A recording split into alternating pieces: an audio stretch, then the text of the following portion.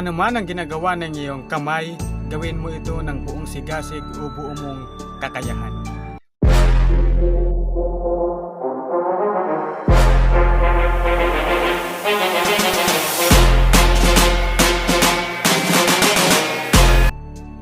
Isa pong mapagpalang araw sa inyong lahat mga kaibigan, saan man po kayo naroroon, sa Luzon, Visayas at Mindanao.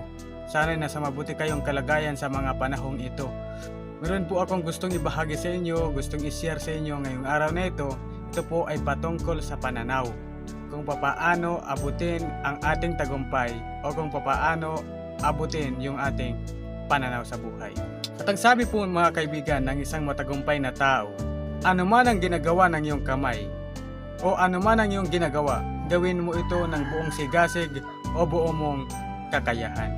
At ako'y naniniwala mga kaibigan na ang salitang ito, ang pangungusap na ito ay isang prinsipyo. Opo, isang prinsipyo po ito. At ang prinsipyong ito mga kaibigan ay heto. Una, ang anumang gawain, ang anumang kakayahan ay may sasakatuparan lamang kung iyong ipaglalaban. Maraming mga tao mga kaibigan dito po sa daigdig na ito ang mayroong pananaw sa buhay, ang mayroong pangarap sa buhay, pero wala silang plano na abutin ang kanilang pananaw o ang kanilang pangarap sa buhay. Gusto lang nila yung pangarap nila, gusto lang nilang isipin at pakiramdaman yung pangarap nila, pero sa loob nila, sa puso nila ay wala silang planong abutin ang kanilang pananaw o ang kanilang pangarap mga kaibigan. Sa bawat gawain, tandaan po natin mga kaibigan, maaabot mo lamang ito kung iyong ipaglalaban.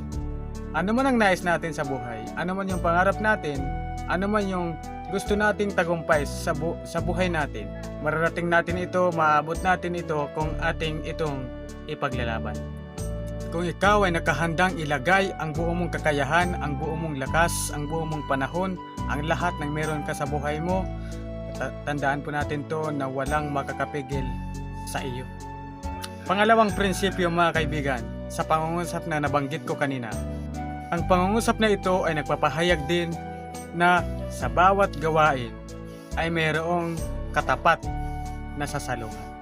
Sa bawat gawain ay mayroong katapat na sumasalungat. Sa bawat gawain mga kaibigan, tandaan natin may hirap, may laban talaga. Meron ka talagang may mga pagsubok na pagdadaanan mo talaga. Normal lang po yan mga kaibigan.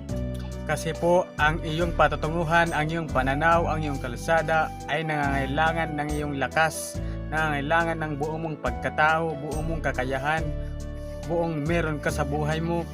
Yun ang kailangan ng pananaw mo. Buong sigasig na meron ka.